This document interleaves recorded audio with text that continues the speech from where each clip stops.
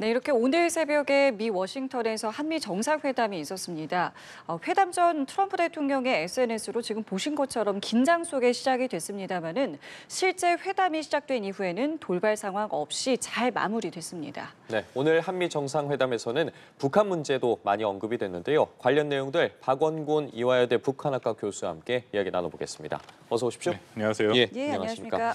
저희가 오늘 새벽부터 계속해서 특보로 한미 정상회담 관련한 내용들 실시간으로 전해드리고 있는데 오늘도 좀 구체적으로 이 시간에도 짚어보도록 하겠습니다. 일단 우리 시간으로 오늘 새벽에 미국 워싱턴 DC에서 한미 정상회담이 개최가 됐고 당초에 2시간가량 예정돼 있었는데 20분 정도 넘겨서 2시간 20분 정도 진행이 됐습니다. 전반적인 총평 먼저 들어보도록 하겠습니다. 바로 시작하기 직전에 방금 연합에서도 보도를 했습니다만 갑자기 트럼프 대통령이 자신의 SNS에 올려서 많이 긴장을 했죠. 네. 그래서 혹시라도 왜냐하면 이것은 트럼프 대통령의 그간의 행보를 보면 정상회담에서 사고가 좀 적지 않게 있지 않았습니까? 늘 우리가 기억하고 있는 지난 2월 달에 젤렌스키 우크라이나 대통령을 앉혀놓고 막 비난을 하다가 결국은 사실상 쫓아내는 물론 한국을 상대로 그런 일이 있을 가능성은 없긴 하지만 이재명 대통령이 처음 트럼프 대통령을 만나는 이 시점에서 분위기가 험악해지는 것은 앞으로 트럼프 대통령 남은 임기 동안 한미 관계가 순탄치 않을 가능성이 있기 때문에 상당히 긴장을 했는데요.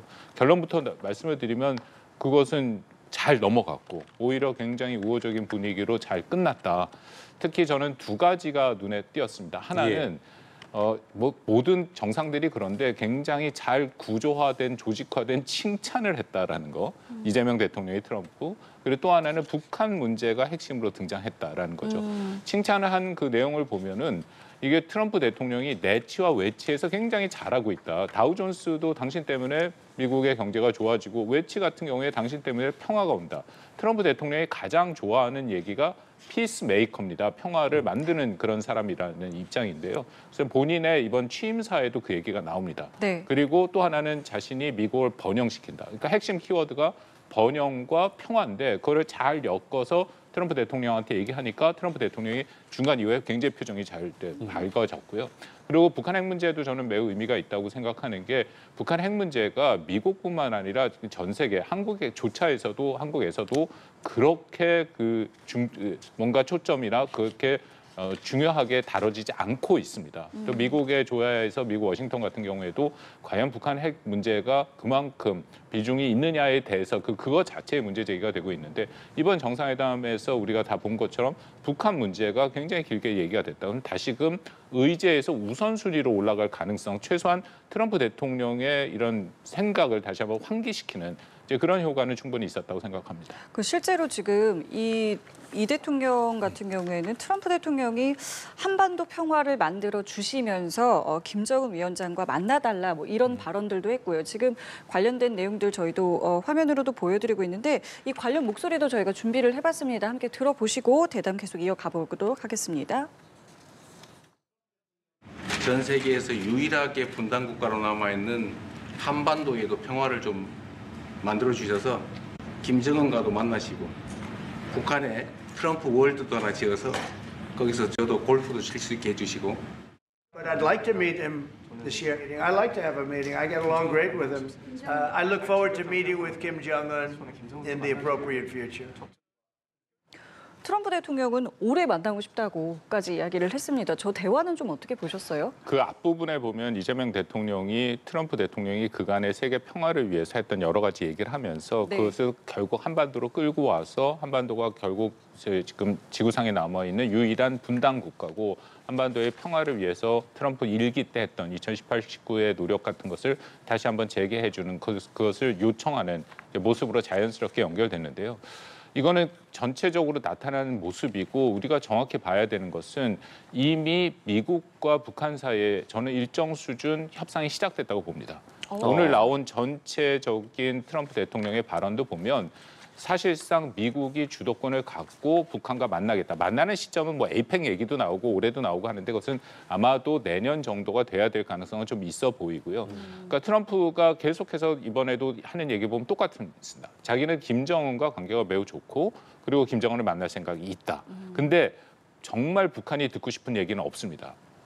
김정은의 입장에서는 트럼프를 만나기 위한 조건을 지금 계속 얘기하고 있거든요. 그렇죠. 가장 명백한 게 지난 7월 29일 김여정의 담화를 통해서 얘기를 한 걸 보면은 최소한도 연합훈련과 전략자산의 영구 중단이 필요하고 더불어서 이제는 비핵화 협상이 아닌 이것은 핵 군축 협상을 하자. 그러니까 사실상 북한의 핵 보유국을 인정해야 된다라는 것이 일정 수준 이번 대화의 핵심 전제이자 의제가 돼야 되는데 트럼프 대통령은 그런 얘기 아무것도 없습니다. 그러니까 조금 거칠게 표현하면 이제 내가 준비돼서 김정은 당신한테 연락하면 당신 내 연락 받고 나와. 뭐 오늘 얘기 보면 DMZ에서 만나는 뭐 그런 얘기까지 다 나오잖아요. 이제 그런 부분이 있다. 그렇다면 이거는 이미 미국과 북한 사이에 협상이 시작이 됐다. 누가 협상의 주도권을 쥐고 가고 누가 이 의제를 전체적으로 끌고 가느냐. 이제 그런 얘기가 오늘 다시 한번 확인이 됐다라고 생각을 합니다. 말씀해 주신 것처럼 트럼프 대통령이 이제 난 준비가 됐으니까 연락 받고 나와라고 했는데 김정은 국무위원장이 과연 이 장면들을 보면서 전화기를 들지 연락을 받을지 무슨 생각하고 있을지 궁금하거든요. 어떻게 봐야겠습니까? 그거는 김정은의 입장에서 적지 않은 딜레마에 빠져 있는 거죠. 왜냐하면은 말씀드린 것처럼 분명히 자기들은 전제가 있다라는 것을 아주 명확하게 보여줬는데 그런 전제 없이 무조건 만나자고 얘기를 하는데 거기에 과연 응할 것이냐 말 것이냐. 그게 굉장히 큰 부담이 될 겁니다. 왜냐하면 상대가 트럼프지 않습니까? 트럼프가 지난 2기에 등장해서 보여준 거 우리 이번 정상회담도 마찬가지고 전 세계를 흔들고 있고 그 콧대 높은 유럽의 그 정상들도 지난번에 보셨습니다만 핵심 국가들을 쭉 앉혀놓고 하는 그런 모습들 또 푸틴의 러시아를 뭐 물론 푸틴은 계속 버티고는 있습니다만 그런 식으로 다루는 여러 가지 모습을 보고 있을 때 과연 북한의 김정은이 얼마만큼 이것을 계속해서 버틸 수 있을 건가가 첫 번째 문제고 저는 또 하나 생각해보면 어쨌든 김정은도 반드시 트럼프를 만나서談判을 져야 됩니다. 그러니까 자신들의 경제 개발과 발전을 위해서는 어쨌든 이 제재가 해제돼야 되고 사실상의 핵 보유국으로 인정받을 필요가 분명히 있는 것이거든요. 그러니까 그런 것들을 잘 조정해서 아마 전체적인 변화와 분위기에 맞춰서 결정할 가능성이 있지 않을까 그렇게 생각합니다. 그 시점 아까 말씀하신 것처럼 뭐 지금 여러 개가 나오고 있는데 이제 그 중에 하나가 에이펙인 거잖아요. 트럼프 대통령이 에이펙에 참석하는 가능성은 저희가 어느 정도로 보면 될까요? 그것도 사실 한 반반 정도로 봐야 된다. 왜냐하면 뭐 이번에 질문이 나왔을 때 올 거 같이 얘기를 하긴 네네. 했는데 제가 이렇게 조심스럽게 얘기하는 게 트럼프 대통령이 그런 다자 협의체를 안 좋아합니다. 우리가 충분히 경험을 했죠. 1기 때 나토도 그렇고 이번에도 G7에서 중간에 나오고 뭐 계속 그런 모습들이 보이잖아요. 그래서 에이펙 자체에 대해서 과연 얼마만큼 비중을 둘 것이냐. 그건 왜 그런 거예요? 왜 다자? 왜냐하면 미국의 입장에서 트럼프 같이 사업가와 또 협상을 하는 사람 입장에서는 1대1이 유리합니다. 세계 어떤 국가도 트럼프 미국의 1대1을 넘어설 수는 없죠. 근데 다자협의체에 들어가면은 다수가 같이 힘을 합치면 미국의 1대1의 힘을 잃게 되기 때문에 다자협의체를 좋아하지 않는 것은 그런 이유에 있다. 근데 에이펙에 김정은을 초청한다는 얘기, 뭐 그런 얘기가 기자 질문에서 나왔는데 그 가능성은 없습니다. 김정은의 그 북한 체제는 유일 수령 체제라는 것이고요. 유일 수령 체제라는 것은 다른 지도자와 같이 여러 명이 섞여 있지 못합니다. 자신이 유일한 수령의 모습을 등장을 해야 되기 때문에 할 수 있는 게 양자회담, 1대1 회담이죠.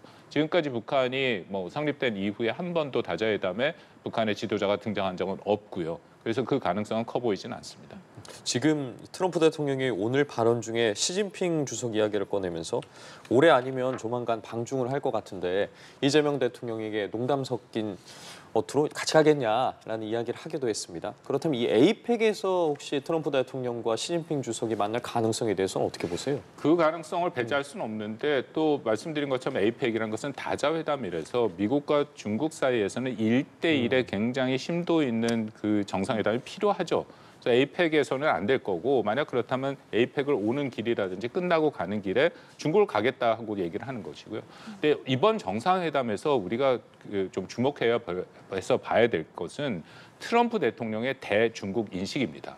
그간에 우리가 계속 얘기해왔던 것은 중국에 대해서 굉장히 강경한 입장이고 강경 정책이고 마크 루비오 국무장관이나 피터 헤그세스 국방장관은 대중 강경파고 네. 그래서 결국 우리 보고 중국 견제에 직접적으로 나서라 했는데 오늘 그 얘기 보신 분들은 다 보셨겠지만 중국에 대해서 트럼프는 그런 얘기 전혀 안 합니다. 오히려 시진핑과의 약간 우호적인 모습까지 방금 말씀하신 그런 모습들이 드러나거든요. 그래서 트럼프가 생각하는 그런 대외 정책의 인식과 정책 방향과 트럼프의 핵심 참모들이 생각하는 것에 차이가 있다.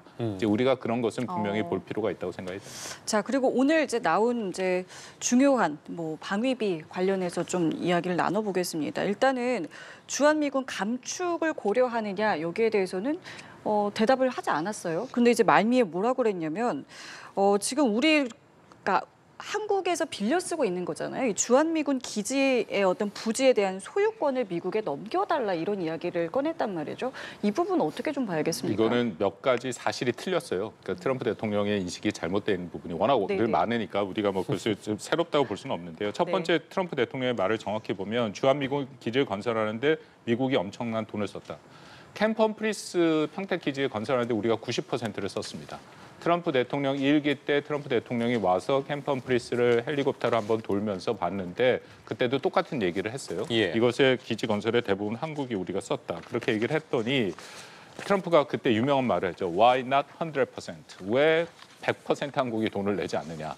이제 그러기 때문에 여기서 미국이 많은 비용을 들였다라는 것도 사실은 틀리는 거고요. 두 번째 틀린 게 임대차 계약, 영어로 리즈를 했다라고 했거든요. 네. 리즈라는 것은 돈을 내고 빌리는 거죠. 임대를 하는 거지 않습니까? 이거 무상임대입니다. 우리는 돈을 안 받아요.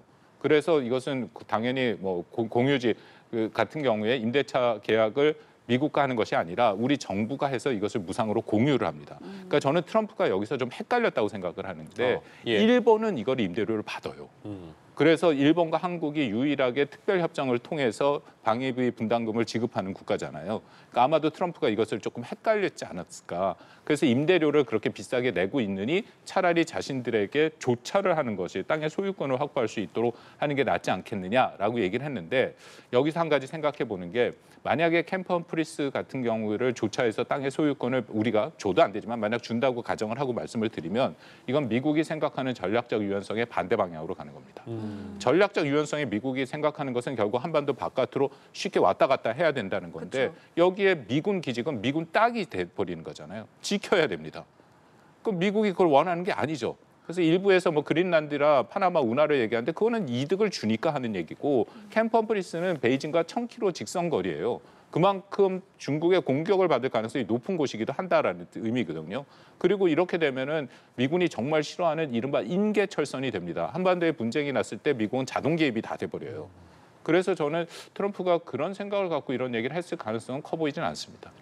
지금 말씀해주신 부분을 비롯해서요. 앞서도 잠시 언급이 됐는데 주한미군 감축 고려하는 질문했는데 대답 회피하면서 이 자리에선 우리는 친구니까 이 자리에선 이야기하고 싶지 않다라고 말을 했습니다. 그러면 뭐 제3자를 통해서나 실무자들을 통해서 어쨌든 이 부분에 대해서 다시 이야기를 꺼낼 가능성은 전혀 배제할 수 없는 부분인데 언급해 주신 부분을 비롯해서 종국에는 결국에는 트럼프 대통령이 뭘 얻고 싶다고 생각하세요? 트럼프 대통령이 한미 동맹에 가서 갖고 있는 생각은 딱 세 가지입니다. 첫 번째는 연합훈련과 전략자산 전개 비용이 비싸다.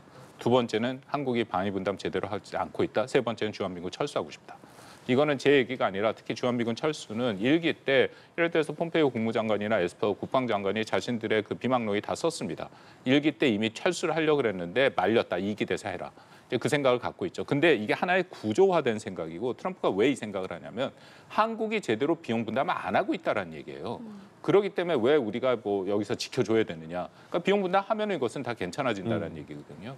그리고 계속해서 숫자를 많이 얘기하고 이번 오늘도 4만 명이라는데 그건 잘못된 숫자고 숫자를 얘기하는데 이제는 주한미군의 그 능력이라는 것이 더 이상 숫자가 의미가 없습니다. 이것은 브런슨 주한미군 사령관이 다시 한번 확인한 것이고요. 숫자가 아니고 능력입니다. 이걸 그래서 동맹 현대화라는 걸 통해서 바꾸겠다라는 거거든요. 그리고 이전같이 현재 이렇게 붙박이형 주둔 형태로 미군이 운영 안 됩니다. 여단을 뭐 이게 멀티 도메인이라 해서 다영역 작전이 가능한 형태의 여단으로 재편을 해서 순환 배치를 하는 형태가 되거든요. 그래서 그것은 미국이 다 그렇게 만들기 때문에 변화의 가능성은 크게 있다. 근데 중요한 것은 과연 그럼 얼마만큼의 역량, 케이퍼빌리티를 이곳에 실어줄 것이냐. 그게 중요한 거고 그 케이퍼빌리티의 대상이 북한이냐 아니면 중국이냐 그게 중요한 거겠죠. 자, 그리고 이 관세 협상과 관련해서는 한국에서 이제 추가적인 협상에 대해서 관심이 있다라고 하는데 뭐 요청은 받아들이겠다라는 발언을 했어요. 그러면 이거 앞으로 추가 협상 가능성이 있다고 보면 되는 겁니까? 그 협상이 마무리 안 된 게 너무 많지 않습니까? 예를 들어서 우리가 2천억 달러, 그것은 대미 투자인데 한 5개 분야로 우리는 그나마 좀 특정을 했죠. 일본은 특정이 안 돼 있는 상태고. 예. 근데 거기서 어떤 투자 방식인지 서로 전혀 다른 얘기를 하고 있지 않습니까? 우리는 그것을 대출 뭐 포함해서 네네. 그렇게 얘기를 하고 저쪽은 이것은 정말 영어로 인베스트먼트 투자다 해갖고 자기가 원하는 곳에 언제든지 투자하고 90% 이상의 이득을 가져가겠다 얘기하니까 그것도 다 전혀 해결이 안 된 거고요. 1,500억 달러의 마스카라고 불리는 조선업 그 부분은 이제 확인이 됐는데 또 그걸 하기 위해서는 미국 국내법부터 여러 가지 해결해야 할 문제들이 굉장히 많이 남아 있다. 그러니까 그런 후속 협상들이 있고 사실 농축산물 그 시장 개방 문제도 이것도 위성락 실장이 22일 기자간담회 때 여전히 논의되고 있다라고 네네. 얘기를 했거든요. 제가 좀 정리해서 말씀드리면 굉장히 많은 요인들이 사실은 정상회담에서 정리가 됐어야 돼요. 그러기 때문에 정상회담을 하는 거거든요. 실무에서 얘기됐던 것들. 근데 이번에 보니까 물론 아직 그 비공개된 회담에 정확한 내용이 나오질 않아서 제가 좀 조심스럽긴 합니다만 별로 그렇게 얘기된 것 같진 않아요. 그렇다면 여전히 여러 가지 현안들이 남아 있는 것이고 그 현안들은 앞으로 미국과 한국 사이에 계속해서 논의를 해나가야 할 것들이다라고 생각합니다. 말씀해 주신 것처럼 아직 정리할 부분들이 좀 남아있다라고 짚어주셨는데 오늘 한미 정상회담 이후에 뭐 공동 기자회견이라든가 공동 성명 발표 같은 게 없었습니다. 그 부분도 이 부분의 연장선상이라고 봐야겠습니까? 그렇습니다. 이거 그냥 정상적인 정상회담이 아니라요. 대부분 관세 때문에 시작된 거고 그쵸. 그리고 2월 달에 예를 들어서 이시바 총리, 일본 총리가 정상회담을 했을 때 그때는 공동성명이 나왔는데 그때는 관세 문제가 아니었거든요. 그래서 관세 문제가 시작되고 나서 물론 공동성명이 나온 경우도 있습니다만 대부분 그렇지 않았고 공동기자회견도 이런 식으로 하지 않고 우리가 봤습니다만 집무실, 오벌 오피스에서 앉아갖고 그때 그냥 기자들한테 질문 받는 거. 이게 트럼프 방식으로 지금 풀어나가고 있거든요. 공동성명문은 아마 노력을 하긴 했을 텐데 일단 두 가지라고 생각합니다. 시간이 너무 짧았고 그건 굉장히 복잡하고 여러 가지 조율해야 할 게 많은 거고 두 번째는 그것에 대해서 민감한 내용이 들어가는 것이 과연 우리에게도 유리하고 미국이 원하느냐. 이제 그런 문제, 아까 말씀드린 굉장히 많은 현안들 해석의 여지가 많은 걸 꼭 어떻게 집어넣을 겁니까? 이제 그런 문제들이 있기 때문에 이번에는 공동성명이 안 나왔다, 못 나왔다고 생각합니다. 그럼 다시 말하면은 오늘 나오지 않은 이야기가 앞으로 또 나올 수도 있는 것이고 이제 시작이겠죠. 이제 예, 시작이에요. 왜냐하면 근데 이거는 한 번에 끝나는 것이 아니라 트럼프 임기 내내 갈 겁니다. 계속해서 관세 문제라든지 뭐 반도체 품목별 관세 문제도 계속 있고 방위비 분담 문제도 있고 주한미군의 그런 현대화, 그 동맹 현대화 문제도 계속되는 거. 그게 간단하게 한 번으로 끝나는 것이 아니고요. 계속되는 거고 이거는 미국에서도 예를 들어 스캇 베센트 장관 같은 사람은 여러 번 뭐 얘기를 했는데. 이 관세 구간이라는 것을 일종의 정해놓고 그렇죠. 만약에 제대로 투자가 안 되면 관세 구간을 상향하겠다. 그런 얘기를 하고 있거든요. 얼마든지 앞으로 계속돼서 논란이 될 여지가 있는 사안들인 거죠. 예. 그리고 지금 이제 두 정상 같은 경우에 오늘 이야기 나왔던 관심 있었던 부분 중에 하나가 한미일 협력 강화입니다. 결국에 트럼프 대통령이 한국과 일본의 관계 개선을 적극적으로 바란다라고 이야기를 했고 이재명 대통령도 어쨌든 방미를 하기 전에 방위를 먼저 하지 않았겠습니까? 이러한 부분도 트럼프 대통령의 어떤 심경의 변화랄까요? 좀 입장에 좀 영향을 미쳤을 거라고 보십니까? 저는 의미 있는 발언이라고 생각하는 게 트럼프 대통령의 입에서 처음으로 한미일 협력이 중요하다는 얘기가 나왔습니다. 트럼프 대통령을 제외하고 마크 루비오 국무장관, 피터 헤그세스 국방장관 같은 사람들은 한미일 협력이 중요하다는 얘기를 계속 했는데 아까 말씀드린 것처럼 트럼프는 양자 관계를 중시하기 때문에 한미일 협력이란 틀에서 혹시라도 한국과 일본이 똘똘 뭉쳐서 미국에 대해 뭔가 요구를 하거나 요청을 하는 것 이제 그런 가능성도 놓고 보는데요. 다행히도 한미일 협력 자체에 대해서 긍정적인 입장을 보였다라는 것은 우리에게도 좋은 사인입니다.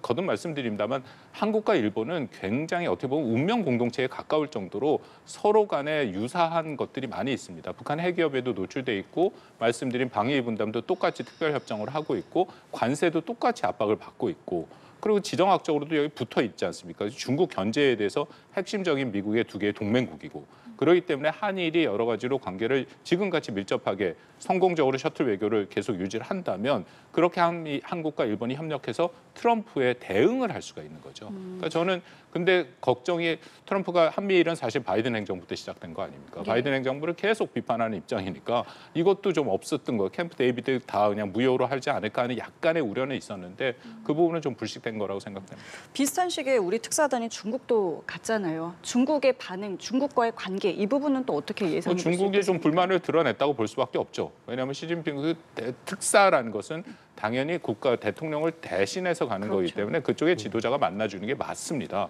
근데 시진핑 주석이 안 만났죠. 지난번에는 만났었거든요. 네. 그러니까 그만큼 현재 진행되고 있는 한국 정부가 일본의 총리를 만나고 그다음에 미국을 가고 이제 그런 모든 과정에서 약간 중국은 그 다음 순위다라고 하는 것에 대해서 자신들의 불만을 좀 보인 거 아닌가 뭐 그렇게 생각이 됩니다. 예, 알겠습니다. 오늘 있었던 한미 정상회담 관련해서 박원곤 이화여대 북한학과 교수와 함께 이야기 나눠봤습니다. 말씀 고맙습니다. 감사합니다.